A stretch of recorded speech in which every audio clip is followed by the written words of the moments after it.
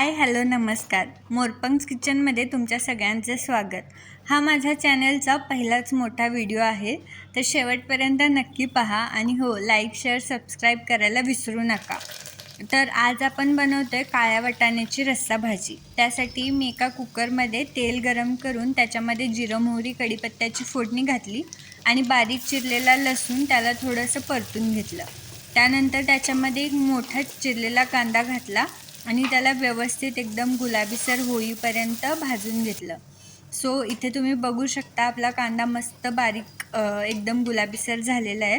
तर त्याच्यानंतर माझ्याकडे एक मोठा टोमॅटो होता, त्याचा हा अर्धा भाग आहे, तर हा अर्धा टोमॅटो मी याच्यामध्ये घातले आणि नंतर सगळं एकदम मिक्स करून घेतलं. त्याच्यानंतर थोडीशी हळद आणि भाजीला लागणारं चवीनुसार मीठ. सो हे मी त्याच्यामध्येच टाकते कारण टोमॅटो आणि कांदा लवकर विरघळतो याच्यामुळे.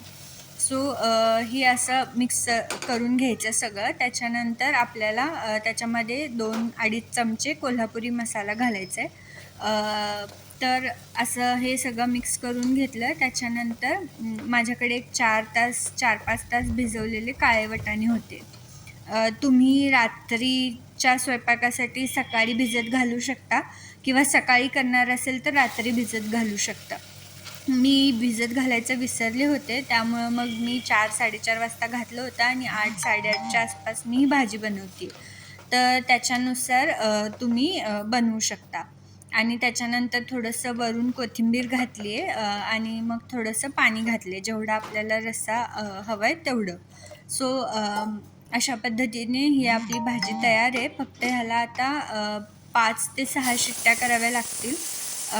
काळे वाटाणे भिजत घातले तरी शिजायला वेळ लागतो, त्यामुळे 5 ते 6 शिट्ट्या करून घ्यायचे आणि नंतर त्याच्यानंतर मी त्याच्यावर गार्निशिंगसाठी कोथिंबीर टाकलेली आहे. सो तुम्ही बघू शकता इथे आपली रस्सा भाजी तयार आहे. आणि हो, चॅनलला सबस्क्राईब नसेल केलं तर लगेच सबस्क्राईब करा आणि भाजी कशी वाटली मला कमेंटमध्ये नक्की सांगा. थँक्यू.